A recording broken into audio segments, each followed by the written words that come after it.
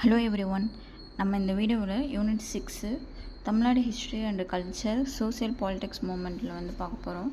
இந்த டாப்பிக்லேருந்து ஒரு 20 கொஷின் கேட்குறதா சொல்லியிருக்காங்க. ஸோ ப்ரீவியஸ் இயர் கொஷின் என்னென்ன எப்படி கேட்டிருக்காங்க அப்படிங்கிறத பார்ப்போம். ஆல்ரெடி 2 வீடியோ பார்த்தாச்சு. பார்ட் 3. ஃபர்ஸ்ட் கொஷின், என்பும் உரியர் பிறருக்கு என்று வள்ளுவர் யாரை குறிப்பிடுகின்றார்?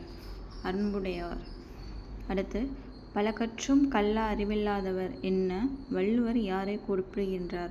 உலகியலோடு ஒத்து வாழாதவர். சரிங்களா? அடுத்து, புத்தையின் உலக வாழ்க்கையை யார் உறுதியாக வாழ்வர் என்று வள்ளுவர் குறிப்பிடுகிறார்? திருடாதோர்.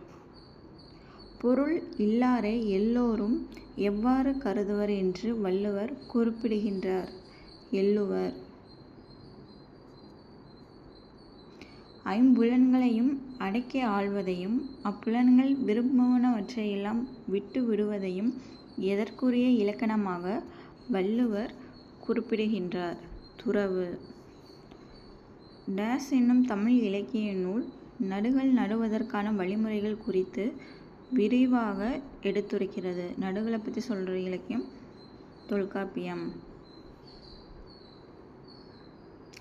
சரியான கூற்றை தேர்வு செய்யவும். சென்னை வாசிகள் சங்கம் 1852 நிறுவப்பட்டது. சரி. தமிழில் வெளிவந்த தேசிய பருவ இதழ் சுதேசமித்திரன் 1891 தொடங்கப்பட்டது. சரி. குடிமைப்பணி தேர்வுகள் இந்தியாவில் மட்டுமே நடத்தப்பட வேண்டுமென சென்னை மகாசன சபை கூறியது. தவறு. V.S. சீனிவாசனார் ஒரு தீவிர தேசியவாதி ஆவார். தவறு. Answer A. அடுத்து, கூற்று காரணம் கேட்டிருக்காங்க. கூற்று, சென்னை மகாசன சபையின் முதல் தலைவர் பி. ரங்கையா. காரணம், தென்னிந்தியாவில் தெளிவான தேசிய நோக்கங்களுடன் தொடங்கப்பட்ட தொடக்ககால அமைப்பு சென்னை மகாசன சபையாகும். இப்போ ரெண்டுமே சரி. கூற்று, காரணம் என இரண்டும் சரி. உங்களுக்கு கொஷின் கேட்குறேன். அரசியல் கேலிச்சித்திரம் வெளியிட்ட முதல் செய்தித்தாள். ஆன்சர் தெரிஞ்சவங்க கமெண்ட் பண்ணுங்கள். அரசியல் கேலிச்சித்திரம் வெளியிட்ட முதல் செய்தித்தாள் தெரிஞ்சவங்க கமெண்ட் பண்ணுங்கள்.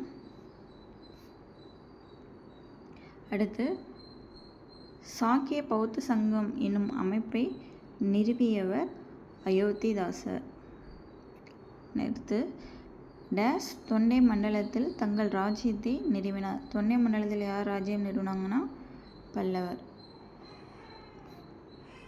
இன்னொரு கொஷின், அஞ்சலை அம்மாள் தமிழகத்தின் எந்த பகுதியை சேர்ந்தவர்? தெரிஞ்சவங்க கமெண்ட் பண்ணுங்கள்.